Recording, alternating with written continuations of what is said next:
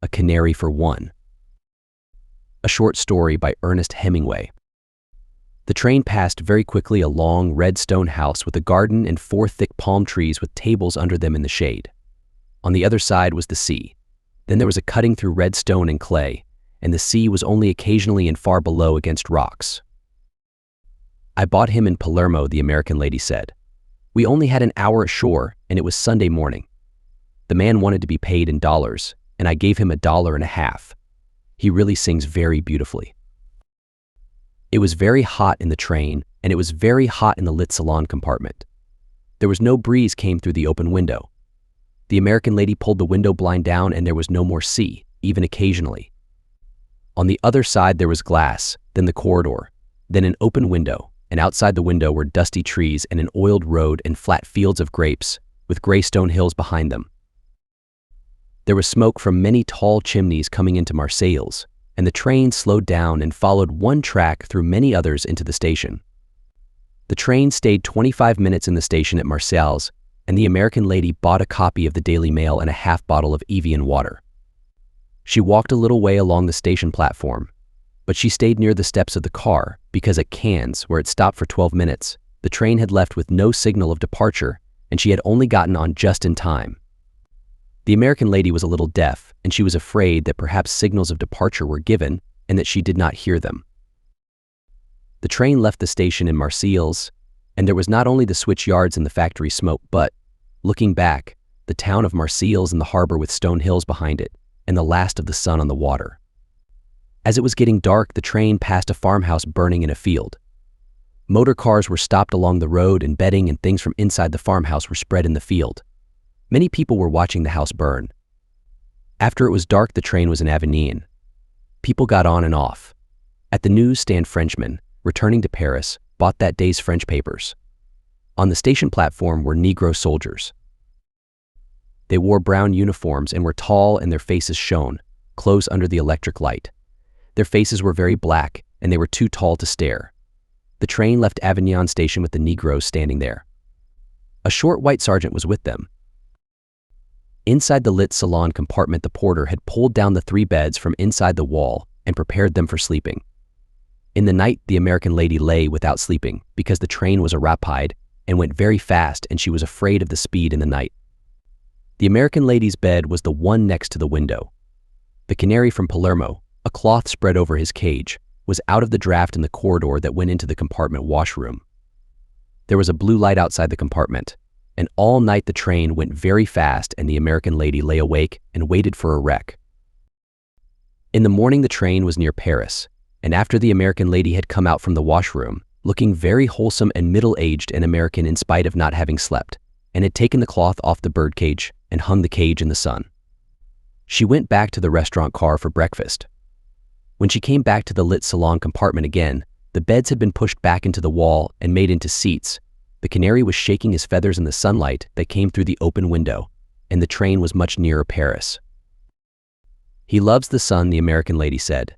He'll sing now in a little while. The Canary shook his feathers and pecked into them. I've always loved birds, the American lady said.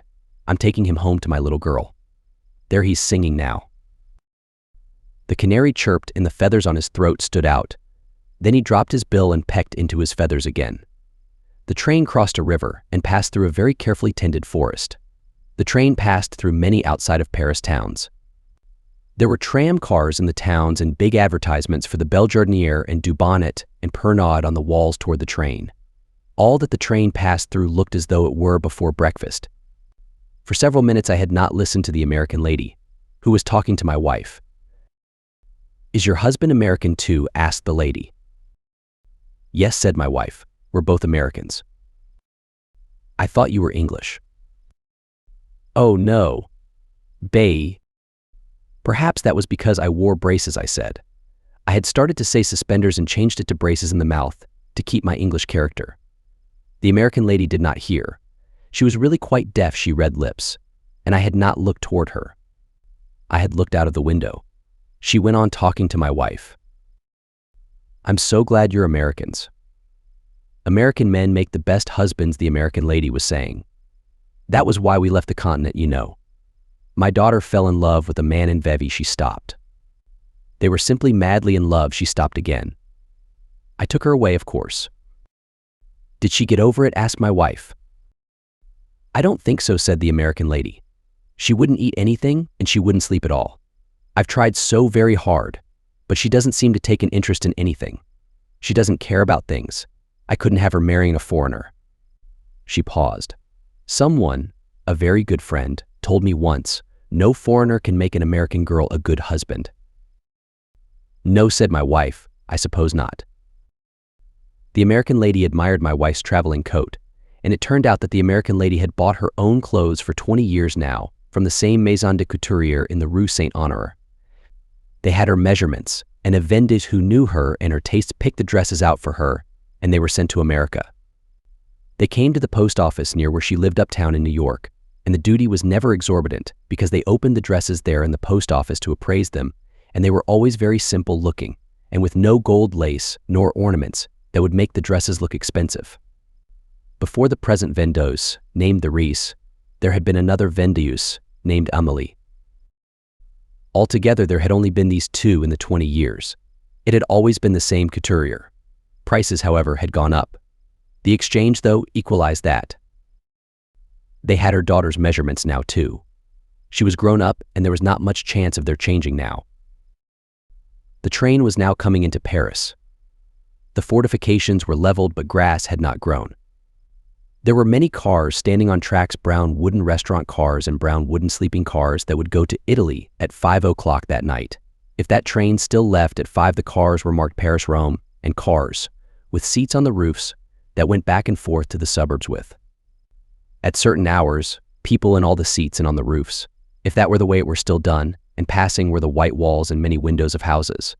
Nothing had eaten any breakfast. Americans make the best husbands, the American lady said to my wife.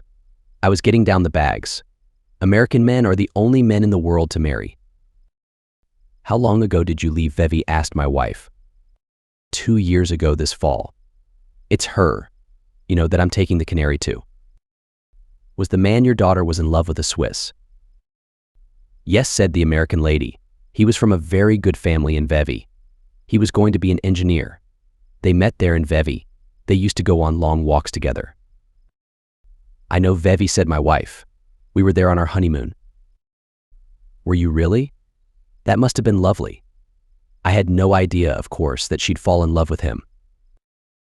It was a very lovely place, said my wife. Yes, said the American lady. Isn't it lovely? Where did you stop there? We stayed at the Trois Couronnes, said my wife. It's such a fine old hotel, said the American lady. Yes, said my wife. We had a very fine room, and in the fall the country was lovely. Were you there in the fall? Yes, said my wife. We were passing 3 cars that had been in a wreck. They were splintered open and the roofs sagged in. Look, I said. There's been a wreck. The American lady looked and saw the last car. I was afraid of just that all night, she said. I have terrific presentiments about things sometimes. I'll never travel on a rapide again at night. There must be other comfortable trains that don't go so fast. Then the train was in the dark of the Gare de Lyons, and then stopped and porters came up to the windows. I handed bags through the windows, and we were out on the dim longness of the platform, and the American lady put herself in charge of one of 3 men from Cook's who said, just a moment, madam, and I'll look for your name. The porter brought a truck and piled on the baggage, and my wife said goodbye and I said goodbye to the American lady, whose name had been found by the man from Cook's on a typewritten page in a sheaf of typewritten pages, which he replaced in his pocket. We followed the porter with the truck down the long cement platform beside the train. At the end was a gate, and a man took the tickets. We were returning to Paris to set up separate residences. The end. Best audiobooks for free. Hopes that you have enjoyed this production of A Canary for One by Ernest Hemingway. This narrative is the 9th of 14 short stories by Hemingway as published in the compendium Men Without Women. Please subscribe to our channel on YouTube and Rumble, as your subscription is the support we need to create more great, free content.